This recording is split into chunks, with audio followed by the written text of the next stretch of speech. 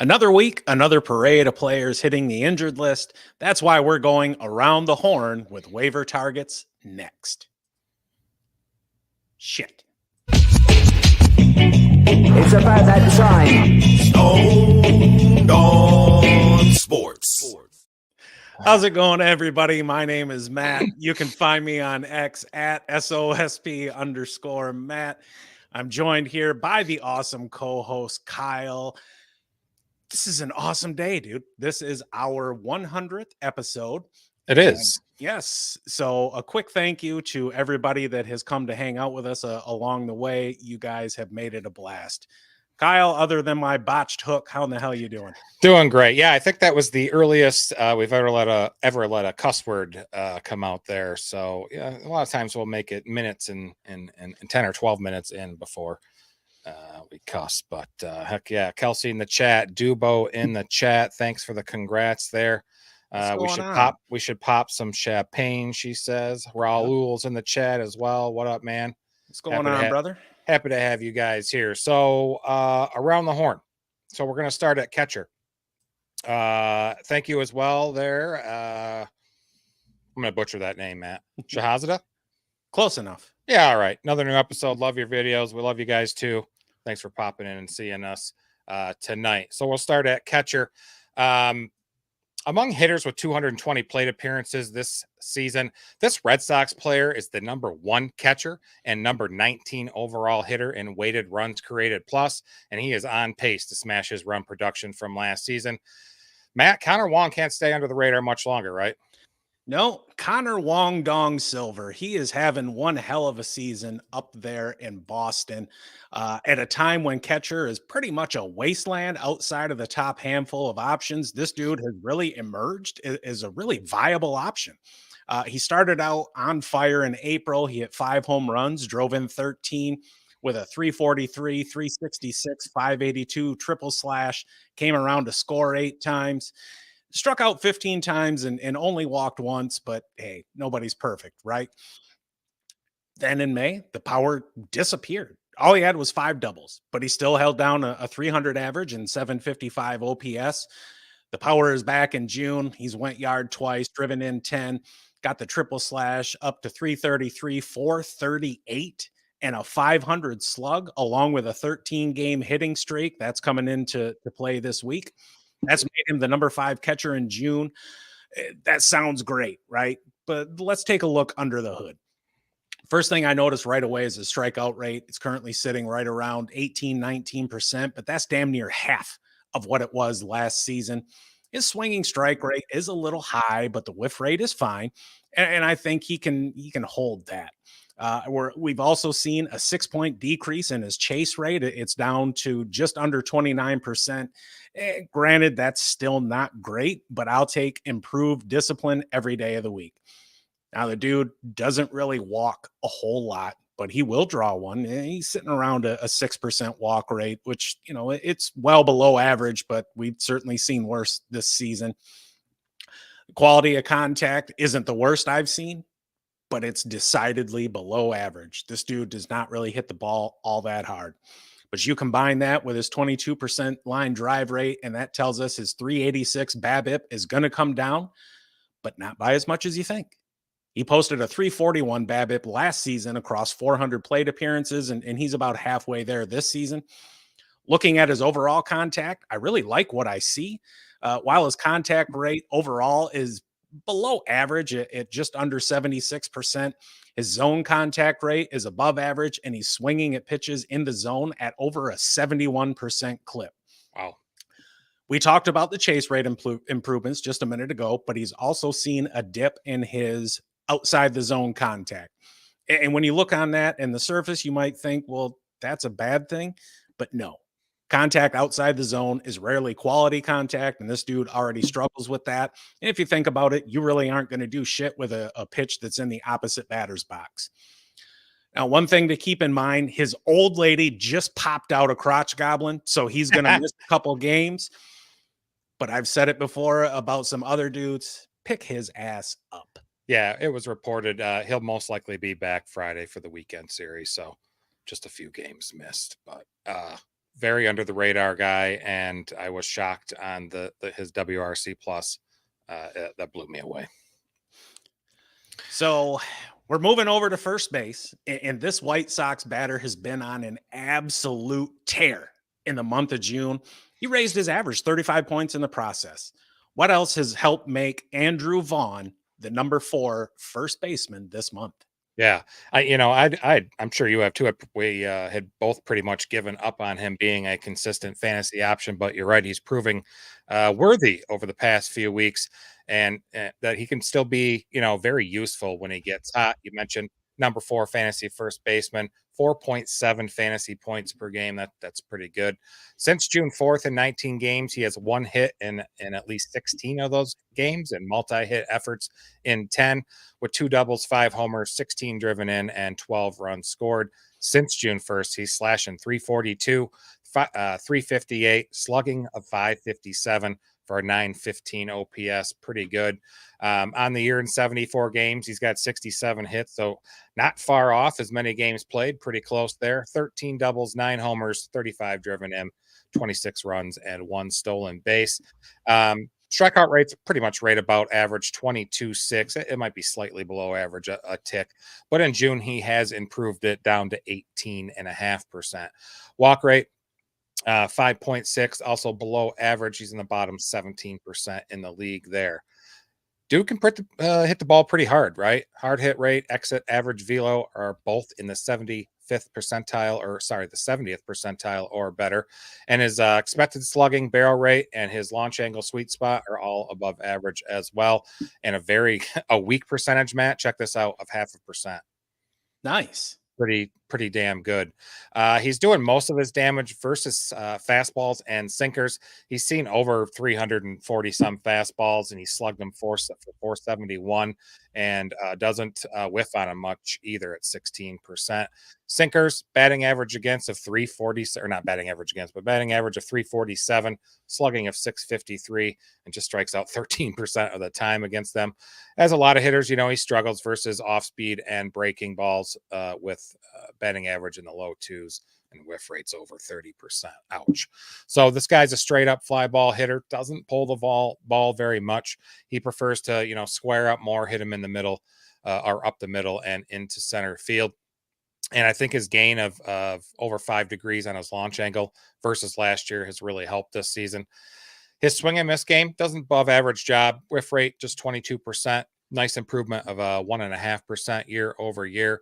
But chasing pitches out of the zone is his kryptonite, right? He chases offerings about 32% of the time. He's in the bottom third worst hitters in the league. And when he does chase, just not much contact there. He doesn't do a great job of getting the ball or the bat on the baseball, I should say. However, contact in the zone, totally different story. Really excels at it. Contact rate almost 7% better than league average. Now, so I know he plays for the White Sox. They've kind of struggled as a team this season. They're horrible, right? But Vaughn hits in the 4 or 5 hole, but against right-handers almost all the time. But left-handed, you'll see him batting second or third in the order. I kind of like the extra at bats there when hitting towards the top of the lineup. It can be crucial for fantasy. His WOBA, it's 295 and his BABIP's 284. So it suggests he's been somewhat unlucky, but he has steadily increased his xWOBA. April, he started at 273, brought it up to 345 in May, and now he is up to 376 in June. So in other words, this really might not be a fluke, right? He's a good ad if you need some power at first base. Got anything in the chat, Matt? Negative. Fantastic. All right. Moving around the diamond to second base. This guy had a lot of hype coming into the season. This Oakland Athletic had been one of the bigger disappointments in the mid-round class of players, but he's looked like more what we have hoped for lately. What can Zack Gelof provide for fantasy managers? Zack Gelof, this dude, you hit the nail on the head. He's not really having that great of a season, especially compared to draft time expectations. And when we look back just a couple short weeks ago, this dude ended May with a 179 average, 242 on base. Only 3 home runs, 11 RBIs, 5 steals, struck out 57 times. That's a lot. Only walked 12, right? That's an awful first 2 months of the season. In June, he's turned it around some, though. Hitting 227 with a 261 on base. He's got an OPS in the 770s. He's gone yard 5 times, driven in 10, chipped in 3 steals.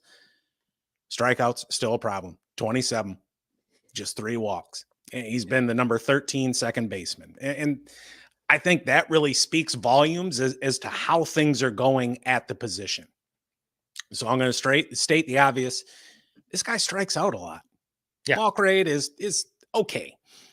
His whiff rate and strikeout rates are both in the bottom 2% of the league, and his swinging strike rate is not much better.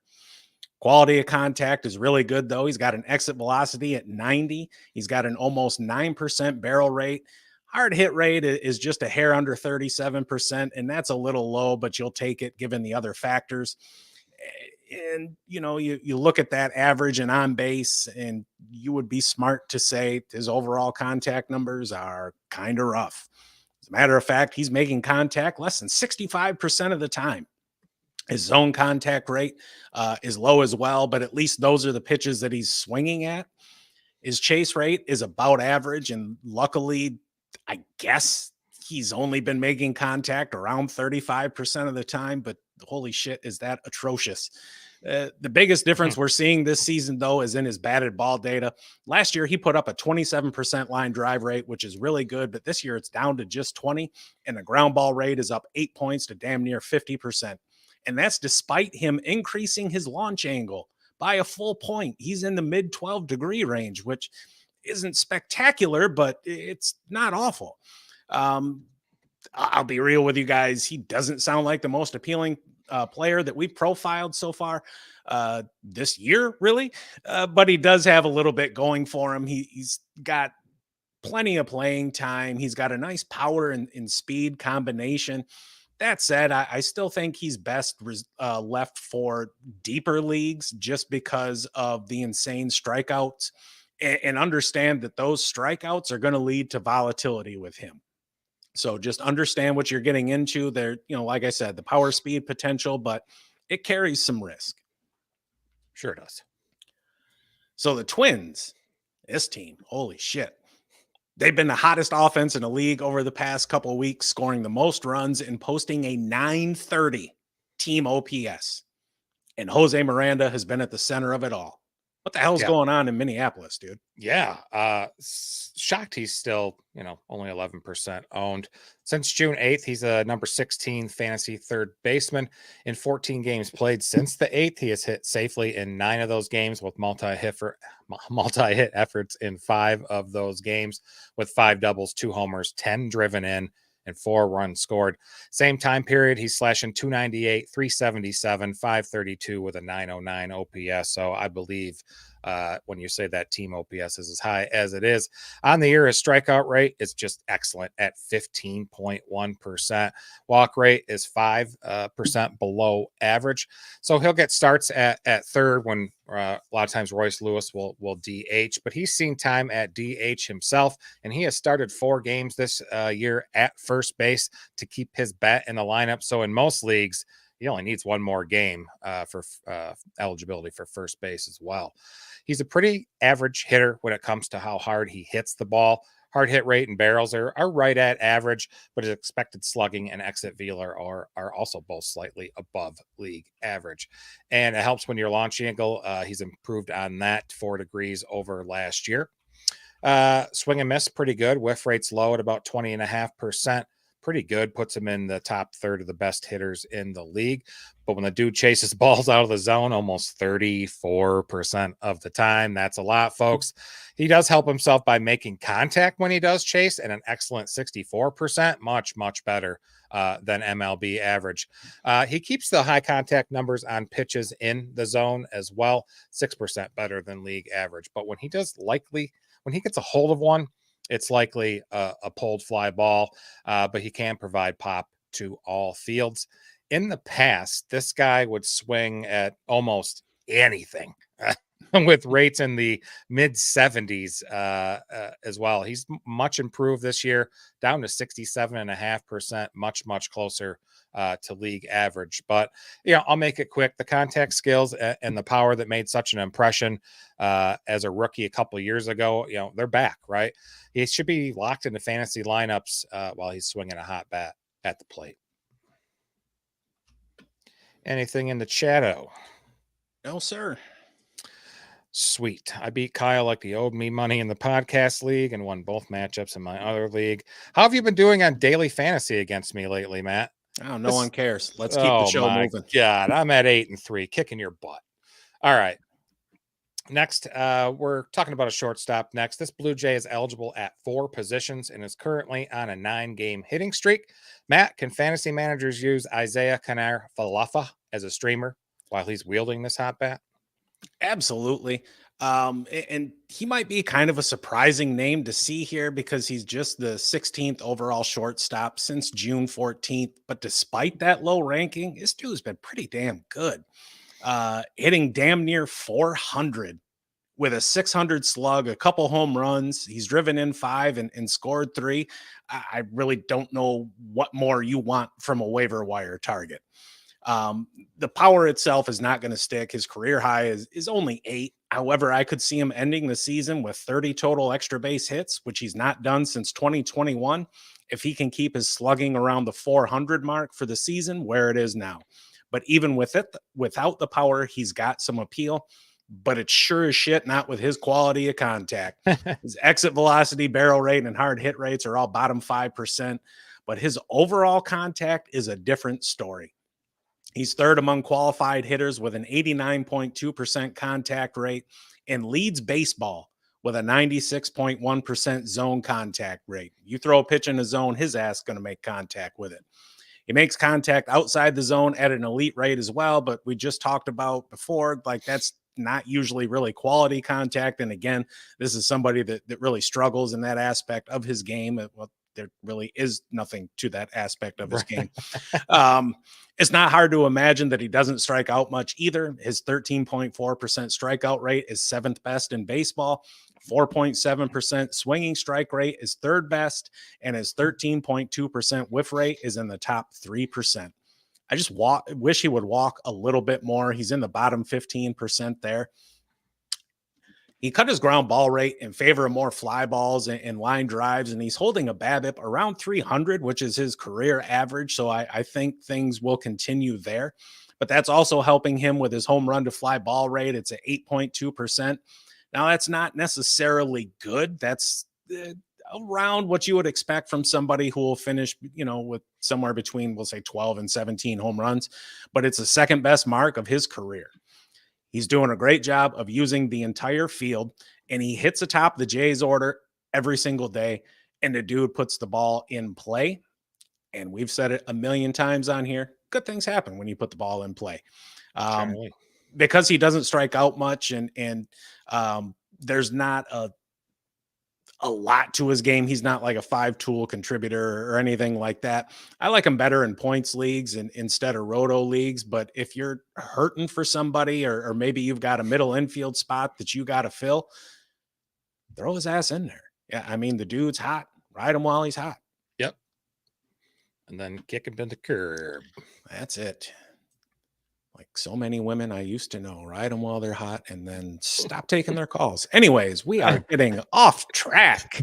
Let's head to the outfield. This Marlins outfielder set a career high with 19 home runs last season, and with 5 home runs already this month, he's on pace to blow that one out of the water. What else has made Bryan De La Cruz an offensive bright spot in an otherwise paltry offense? Yeah, you mentioned it. That's recent power surge for him has made him a key name to mention this week. He's been fantasy outfielder number 33 in the month of June. He's hit 3 home runs in the last 5 games, I believe. I think there might have been a game yesterday. I'm not counting, but still pretty good. And through 19 games in June, he's slashing 250, 278. That's pretty low, but slugging is 513. He's had 5 doubles, 5 homers, 10 driven in, and 8 runs scored. Now he also has struck out 18 times and walked just twice, but that's another story, right? You take the good with the bad with waiver wire guys. On the year in 76 games, he's got 14 doubles, 35 ribbies, and 35 runs scored. I like that with 1 stolen base. And he's got a 731 OPS on the year. I mentioned that strikeouts, his high strikeouts on the year. He's almost at 25%, pretty high. Walk rate is just over 6%. That's below average as well. And, they probably won't get really any better either, as they are both right in line with his career averages. But dude, this guy is kind of like He-Man, right? He is a very, very hard, aggressive swinger with a hard hit rate. Launch angle, sweet spot, and exit velo and bat speed are all above average. His expected slugging of 498 is in the top 11% in the league, and his barrel rate is also excellent too, top 20% in the majors. Now, so more bad stuff, like a lot of power hitters. This guy whiffs way too much, especially against breaking balls and anything off speed. He does most of his damage versus the fastball. 10 of his 14 home runs this season have come off the fastball, and he's hitting 276 against them with a 519 slugging. Chase rate, also not very good, like the guy I talked before. He's at 32.2, puts him in the bottom quarter of the league. And so lower than average ground ball rate, line drive rate. So naturally the ball's got to go somewhere. He's a power hitter. Dude hits fly balls about 7% more than MLB average. Prefers to pull or hit them to opposite field. He doesn't really do much up the middle or out into center very much at all. So I do have some concerns. This current hot streak may not last forever. I don't expect it will anyway. This season, he's swinging at almost 3/4 of the pitches that travel through the zone, which is almost 8% higher than MLB average. And I'm not really sure what brought on the ultra aggressiveness this season, as he was way closer to the mean last season on those pitches that travel through the zone. But this is exactly, that's exactly why one of the reasons why his whiff and chase rates are so, poopy. They're just not good. Second reason, he doesn't really make much great contact, whether in or out of the zone. But the underlying power numbers, they're all up year over year. He's a pretty good fielder too, so chance that he's in a lineup most days. And if you're in, a 5 outfielder league, or you have a roster spot for a corner infielder or corner outfielder, to fill, he's an excellent option. Nice. Yeah. Okay, my turn. We're headed to the next outfielder. This Braves outfielder has been hot in June while finding himself leading off, and just had a 10-game hitting streak snapped yesterday, I believe. Can Jared Kelenic and his left-handed bat help fantasy managers this week, Matt? Absolutely. And even beyond this week. And this guy is a textbook definition of a post-hype prospect. What the hell is that? All that is a once highly touted prospect who's faltered somewhere along the way. And in his case, he actually had the Mariners give up on him and send him away to Atlanta. So I'm going to take it back to June 15th. Braves decide to move Kelenic into the leadoff spot because of a lot of injuries, and he has responded in a big way. Coming into play this week, he was slashing 324, 351, 647 with 5 extra base hits, including 3 home runs. He's driven in 6 and stolen a base, and he's been the 19th overall outfielder in that time. And his season-long numbers aren't that bad considering what he's been. I mean, the dude's been hitting at the bottom of the lineup and platooning pretty much all year. But you look at it, and it's 270, 313, 444. It's gone yards 7 times, got 11 doubles, driven in 21, and stolen a couple bases. And again, the counting stats aren't amazing. Just because all contact, though, is rough. I mean, he's making contact just under 68% of the time. He's not much better in the zone, though he's really aggressive there. We've seen some regression in his chase rate as well. He's down into the bottom 25%, though he's really only ever been average at best to this point in his career. But it's important to remember that dude's just 24. Strikeouts, much like Zack Gelof, have been and continue to be a concern. He's striking out at a 29.5% clip, which is actually down a couple points from last season, but make no mistake, that's just nowhere near good. His whiff rate's in the bottom 4% of the league. His 16.6% swinging strike rate is 10th worst among batters with 210 or more plate appearances. He actually took a step backward in the walk department as well. He was sitting at 5.7%. Dude was, you might as well call it 10% last season. So he's damn near cut it in half. But taking a peek at his batted ball profile, he's got a robust 29.4% line drive rate, and he actually carried that over from last season. That combined with the quality of contact makes his 357 BABIP a little more believable. And it was 359 last year with an overall similar batter profile. Issue with him is you just got to hit the damn ball. Even considering all the injuries, this is an offense that can pop off at any time, and having a dude batting at the top of that order is a real asset for your team. Now, we don't know what's going to happen once some of these players start to come off IL, but while he's up there, up top, slide him in. Even if you just stick him in your utility slot, I think he's going to be a better option than most, at least here over the next couple weeks. Heck yeah. What's our next one? The 7th. Go ahead. So it's not often you can find a player that's getting on base as often as this dude is with some pop as Guardians outfielder Will Brennan, yet he's rostered in less than 10% of leagues. What can we expect from this low-owned gem? Yeah, just 6% rostered there. It's got the strong side of the platoon in right field, but plenty of playing time coming up. In the next 9 games for the Cardinals through Independence Day, he is scheduled to face just 2 left-handed pitchers, and most of the games are versus the Royals and the lowly White Sox. Since June 10th, he's fantasy outfielder number 39 in the 11 games since the 10th. He's got 13 hits, more hits than games. I'll take that every flipping time. 2 doubles, 3 homers, 4 driven in, 8 runs scored, while only striking out just 5% of the time. That's amazing. On the year, he's slashing 256, 314, slugging 415 with an OPS of 730, 8 homers, 24 driven in, 28 runs scored, and 3 stolen bases. Only 3 steals for this guy. He's got a sprint speed in the top quarter of the league. Look for more steals from him as the season goes on. He had 13 last season. Strikeout rate, I mentioned that 5% in June. He's at 11.9 on the season. Just amazing. He's in the top 3%, and that's in line with his career averages. He has just 27 strikeout Matt, in 68 games played. That's just sick. Walk rate 7.1, below average. He's got a below average BABIP too. I don't remember the number. I think he's at like 260. So he's about 30 points under. So he's been a little unlucky this season so far. And I talked about Bryan De La Cruz and how hard he hits the ball. Hard hit balls are not a thing for Will Brennan. His exit velo, hard hit rate, and barrels are all well below average. It is worth noting that he has increased all 3 of them versus last year with a gain in his hard hit rate over 7%.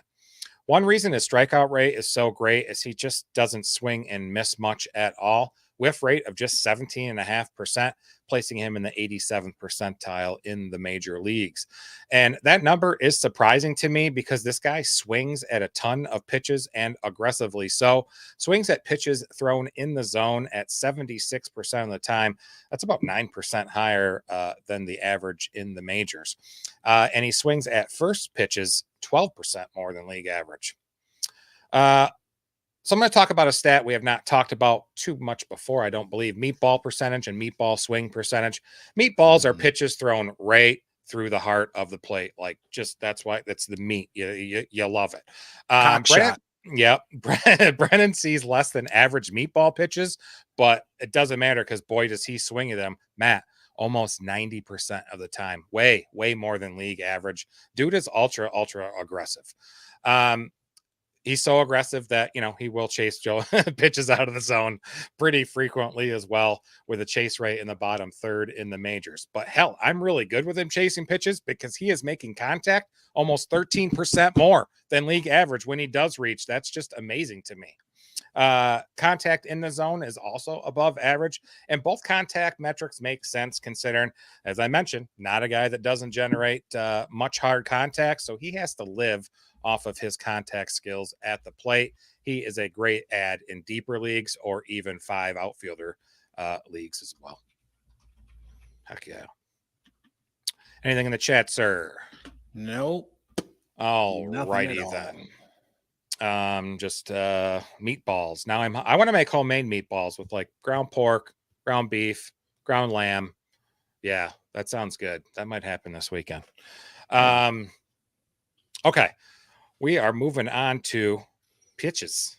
We got 4 pitchers, couple starters, couple relievers. So it's been a frustrating long wait, Matt, but this Phillies pitcher is going to get another opportunity to pitch in the rotation after Taijuan Walker was placed on the 15-day IL. Matt, with that lineup backing him up, why else is Spencer Turnbull a good ad? You know, here's the thing, and I came across this statistic the other day. There are more than 75 pitchers on the IL this season with elbow injuries alone. I mean, it's been a rough damn year. And I, for one, am happy to see his ass back in the rotation. He got pulled once Taijuan Walker returned from injury at the beginning of May, and he's been used in relief ever since.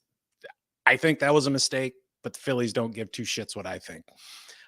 In April, he was the overall SP16. In 6 starts, he was 2-0 with a 1.67 ERA. Granted, the xFIP was quite a bit higher, but he struck out 36, walked 10 in 32 and a third innings pitched. I'm not really too concerned with what he did in relief. I'm going to focus on his time as a starter, just because what he did on some random Wednesday against the Brewers in the 7th inning is really irrelevant to this conversation.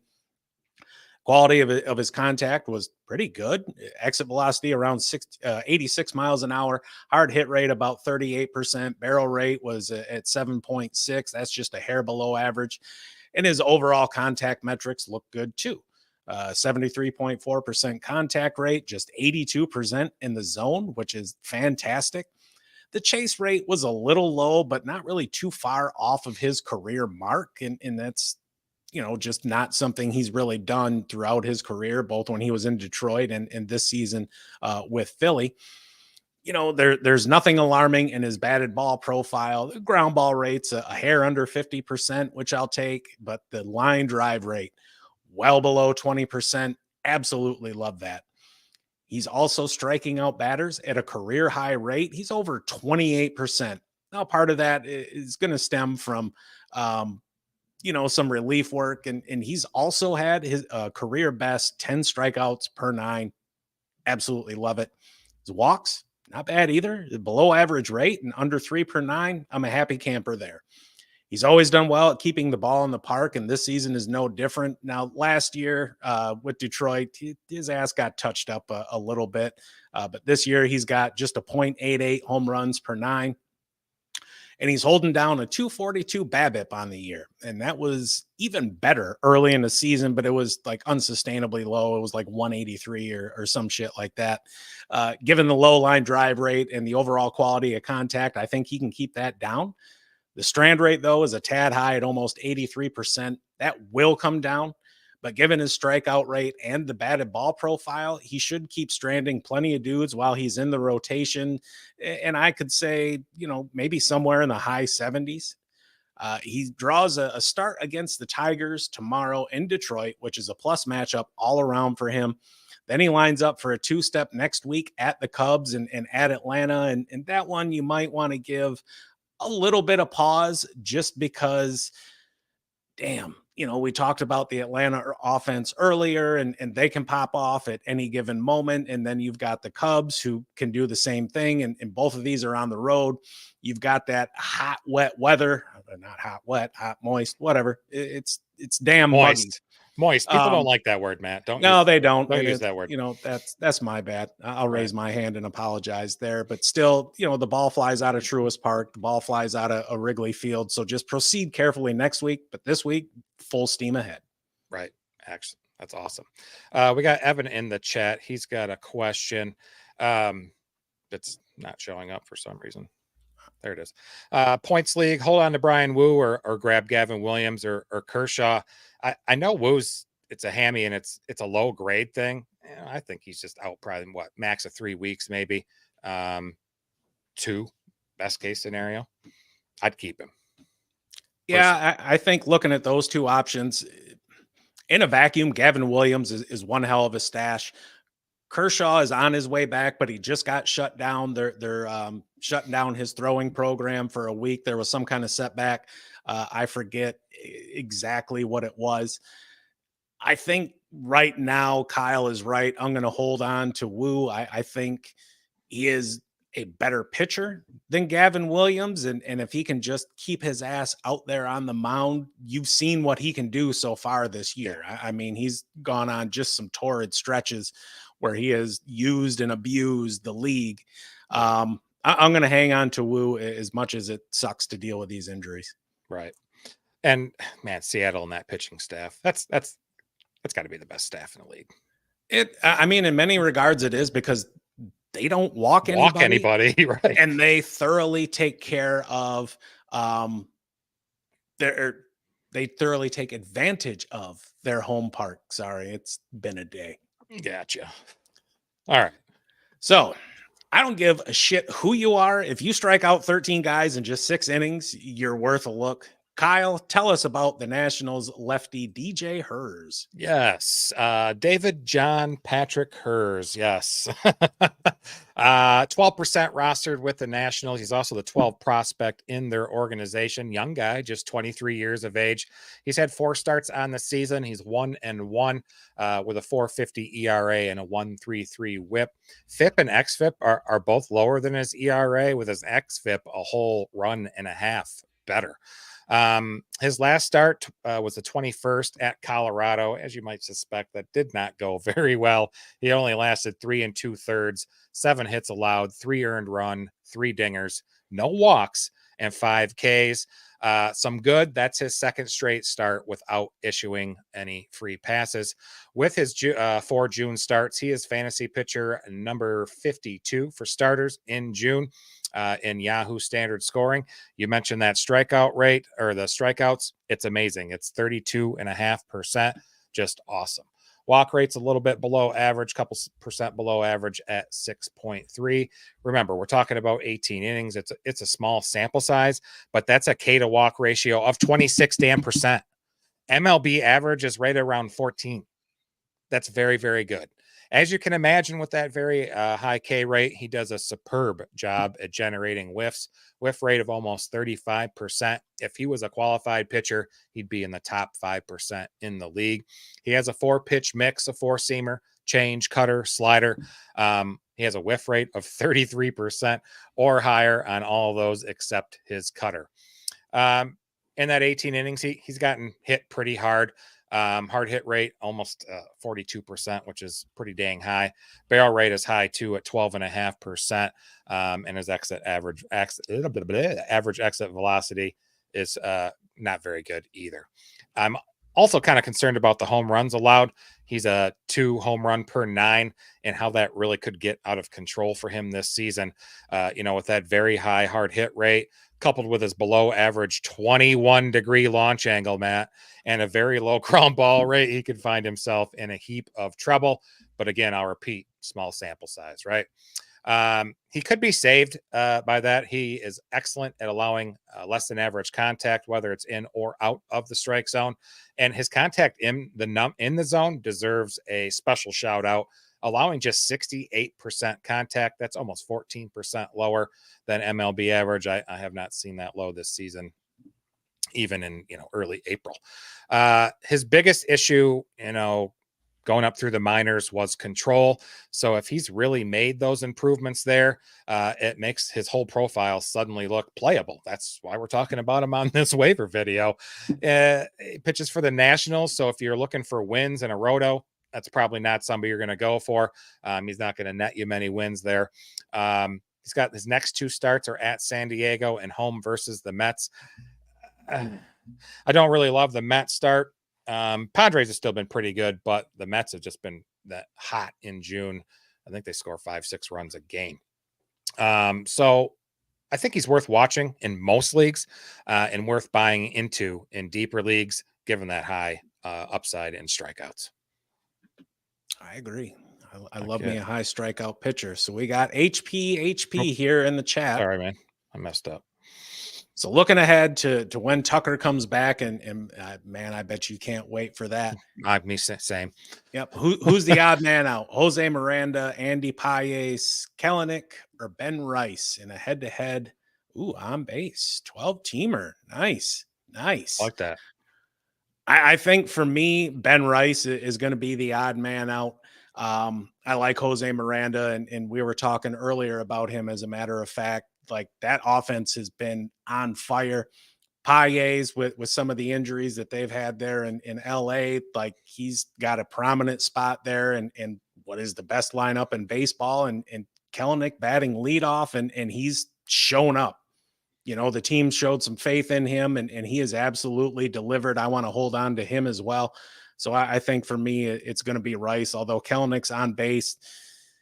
It's not bad if you decided to let him go and hang on to Rice. I mean, the dude's got as many walks as strikeouts. Granted, it's only through, less than 30 plate appearances, but, I'll take that as well. Good luck. Yeah, man. If you haven't, give us a like and subscribe. We'd really appreciate it. Here talking fantasy baseball every Tuesday and Thursday at 7 p.m. Eastern. Good luck, sir. We got Loud Boy in the house, too, saying what's up to his minions. This dude's leading the podcast league. Congratulations. You've held that spot for a couple of years. Or a couple of years. Shit, you wish. Couple of weeks. This day. Evan, do you think, Kelenic's going to keep it up? I'm with you there, too. I've always been a fan of Kelenic. I thought he was going to be better than Jose J-Rod out there, and damn, just I hope he keeps it going. I really, really want him to. I think he's fitting in well in the leadoff spot, despite the fact that he's, allergic to walks. He's under 6% this year, but just I know what that lineup can be. And if I can get a piece, especially at the top of it, I am on board. Heck yeah. All right. Next up, we got a couple closers to talk about. This Pirates reliever is by no means the shutdown relief ace he once was, but with David Bednar put on the IL, he should be the Pirates closer for the next few weeks. Matt, tell us more about Aroldis Chapman. Well, for most of you out there, I'm not going to tell you anything you don't already know about this dude.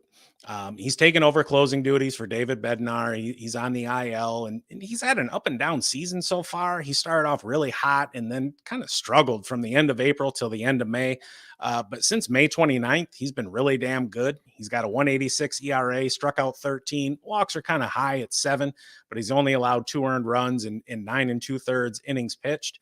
And despite him being 36 years old, he's still striking out over 35% of the batters that he faces, and he's still just throwing straight gas. He's in the top 2 or 3% in that average fastball velocity. But, like I mentioned just a moment ago, he's still walking too many batters. It's damn near 22%, which is just ridiculous. He's always carried a higher than average walk rate anyways, but it's really been trending up over the past few seasons. And it really starts, at least in my mind, with his first pitch strike rate. It's 48.4%. I think he's the first pitcher we've talked about this year that's under 50%.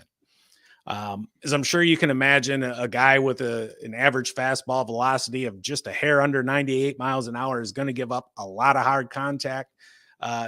Look, that's just physics. Not that I really understand any of that. And part of that is just age-related regression. The dude's on the downside of his career, but his overall contact looks really good. He's several percent below league average across the board. Overall contact in the zone, outside the zone contact. And he's turned into more of a fly ball pitcher. Right now, he's got a career high 41.2% rate. That's up over 20 points from last season. His ground ball rate is down to just over 35%. Line drive rate under 20%.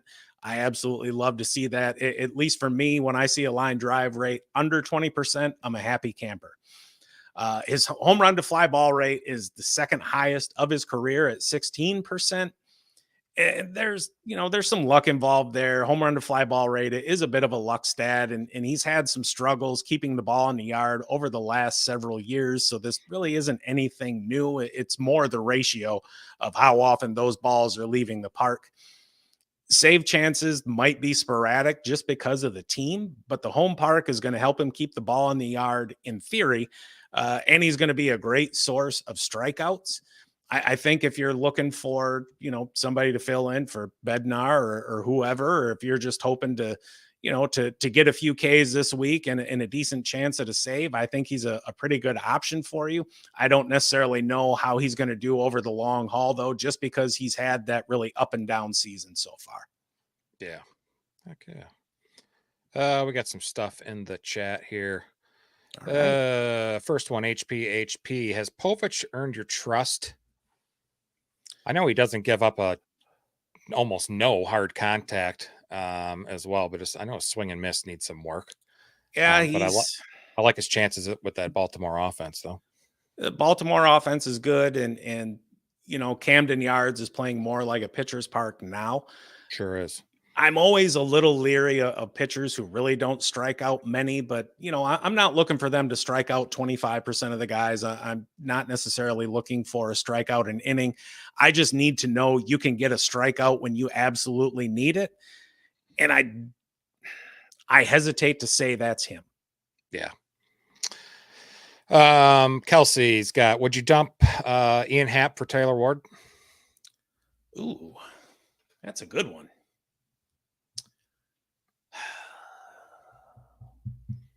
You know what? I think I would. Ian Happ, I've never really been sold on him. I think Cubs players get more hype just because they're Cubs players. And I'm sure the same thing happens with Dodgers and with Yankees. They get a little bit more love because of that. I know they had the experiment of him hitting, leading off and hitting towards the top of the order earlier this season. That didn't really work out all that well. And Ward has been pretty consistent throughout the year. I think I'd rather have Ward than Happ. So in Yahoo standard scoring in the month of June, Happ's the 18th overall outfielder. Taylor Ward's in the early 90s, 92, low 90s. Fuck me to tears then. I guess I'm an idiot. Yeah. I don't know. I mean, the offense is going to be better in Chicago, right? Than the team context than it is. Angel. It is. I think Ward is the superior player, and even if he's having, a down month of June, I think by the end of the year he'll end up with better numbers than Happ. Right. And then Tyler O'Neill's available too. He was a lot better. I think he's still doing okay. Let me look. Yeah, I mean, he's one of those dudes, we know what he can be. Right. Hit homers. Right. He's got a hell of a lot of power there in his bat. And I mean, he can play like an MVP caliber player for streaks. And I don't think you would get either of, you're not going to get that out of Happ or Taylor Ward either. Just the problem with him is he can't keep his ass on the field. That dude is always hurt. Yeah. Tyler O'Neill's in the month of June, 38 outfielder overall. I mean, so that's still a starter. That's not too, still pretty good. So heck yeah. All right. Where are we at? So relievers keep on dropping like flies up in Toronto, and we're on now to the third man up for closing duty. Is Chad Green pitching well enough to be an asset to our teams? Yeah, I think it could work out. So Romano's out. Yimi Garcia, they're both out with elbow issues. John Schneider, the manager, said, next man up is Green. 17 appearances on the year, 1-1, just 2 saves. He hasn't had a save since like April because those guys have pretty much been in front of him. He doesn't get a lot of chances. He's just only thrown 16 2/3 inning. ERA is nice at 1.62, and he has a sub 1 whip. Strikeout rate, bam, pretty average, 22.6. Looking at last year, though, he was much, much better with a rate of over 30%. And looking deeper into the data, it's because he is not getting ahead in the count like he was last year. He's got a 12% drop this season in his first pitch strikes thrown. Walk rate below average at 6.5%. So this guy's pretty much a 2-pitch guy. A lot of, relievers, closers like that are. He's got a 4-seamer and a slider that he depends on. The 4-seam fastball generates a batting average of just 175 and low 20 whiff rate. But sometimes his slider is not sliding all the time. He's getting smashed with that with a slugging of 611 against it. Home runs per 9 is high at 1.62. He's allowed 3 home runs in almost those 17 innings. Could be a problem with the below average hard hit rate, an exit velocity, and a very high fly ball rate with a 15-degree launch angle. That's pretty high. It is worth noting he's kept the barrel balls in checks with a low rate of just 4.5%. Got a few things working in his favor. He tosses less than 50% of pitches in the zone, but hitters are swinging at those pitches almost 75% of the time, considerably more than MLB average. And he also allows less than average contact in the zone. I'll keep it quick again. Picking up Green now could pay you dividends for fantasy owners that are in need of saves. I think he's worth keeping around until either one, he shows you he's not going to be the guy, or one of those 2 injured pitchers are activated, Jordan Romano or Yimi Garcia. But good option for saves. Good option. Heck yeah. Anything going on in the chat? Yeah, so HP is asking about Tyler Black, if he's going to be worth keeping around. My main concern with him is Milwaukee brought him up earlier in the year, and they didn't really give the dude a chance. Didn't do shit with him. And now he's back. He played 4 in a row, and he's kind of sat down. And Loud Boy brought up a good point that, same side pitching is not really his strength there. I think a lot of it is really going to depend on if Milwaukee is going to give him a legit shot or if he's just going to play strong side of the platoon. He's got some tools there. He's got a little bit of speed, and I'm trying to think back to, we talked about him in the preseason. We were looking at some prospects, and he was someone we were a little bit high on. He's not the most heralded dude, but there's some skill there. They just need to give him some consistent run at the plate and let the dude get a chance to get into a groove and show what he can do. Yeah. But at the same time, I understand the thinking of Milwaukee is like a top 3 offense in the NL, and you don't want somebody who's going to be a black hole there because pretty much everyone has been producing this year. So you really got to earn your keep. Okay. Good question. Good luck, HP. HP. All right, that wraps up all the players. We'll cover the podcast league really fast because I know Loud Boy would be upset if I did not. Take that banner off there so it's not in the way. So yeah, Supersonic in the first place again. What is this, your 3rd week? You had a week where you dropped, but I think this is your 3rd week in first, I believe. So Matt got me. I scored over 500 points this past week, and I would have beat 7 other teams in the league, but I lost. So I'm at 500. And if my aunt had a package, she'd be my uncle. The point is, I whooped your ass. You beat me by about 20 points, but good luck this week in everybody's matchups there. Still pretty close league. A lot of people 7-5, 6-6. So Matt's 5-7. You're climbing, bud. You're climbing. Don't let me get in the playoffs. We got playoffs. We got Kelsey talking all that shit. Cheers and cheese to 100 more. You're welcome for the help, but oh my God, just cheers and cheese. That chick is something else. I tell you what. I love it. It's awesome. So, all right, guys, we're going to get out of here. Thanks for joining us today. Love everyone that was in the chat today. It's been a great 100th episode.